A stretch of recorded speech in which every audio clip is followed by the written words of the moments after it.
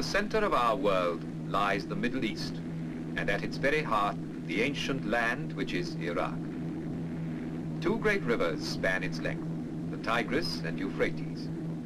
In the plain, made rich and fertile by their waters, the earliest civilizations known to man were born. Out of this ancient heritage, the citizens of one of the world's youngest nations are building a new life and a modern state. Ageless Iraq is no longer a remote, isolated country. Today, she is a main junction linking the East and West.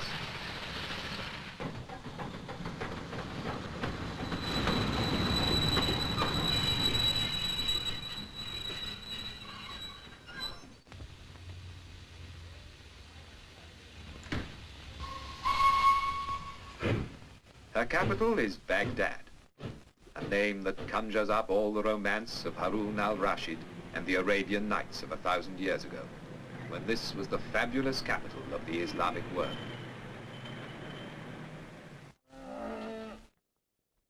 The tempo of an age-old way of life contrasts with the swifter rhythm of the new.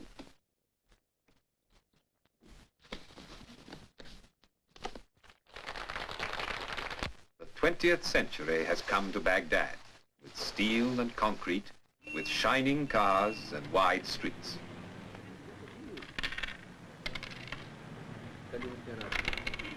But the people of Iraq hold on to the best of their old traditions.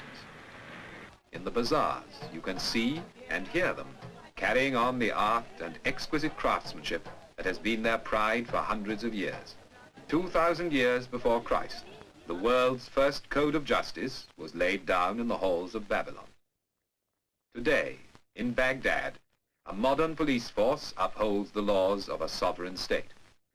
Today, the streets of the city are alive with the bustle of a young people who are taking back from the West the means to a brighter future. And in their enjoyment of sport, the same is true. And now, in the 20th century, the sport of kings has come into its own in Baghdad, and how the people love it. In Iraq, as in every land, the housewife's work is never done. For their husbands, the day's work over, there is time to sip a glass of tea and talk of what the future holds in store for them and their children. Today, the modern port of Basra is Iraq's waterway to the world. Ships laden with the goods of the new age sail out from the Persian Gulf to the Indian Ocean and the Far Orient. And the skies over Basra are thronged with the traffic of the air. And yet, within a few minutes flying time of Basra is a strangely different world. You're back in another age. Here, amid lakes and marshes, water has created a way of life all its own. A way of life well suited to these strange surroundings, and at the same time a living reminder of that remote past when men settled by these waters to found the first great cities known to man.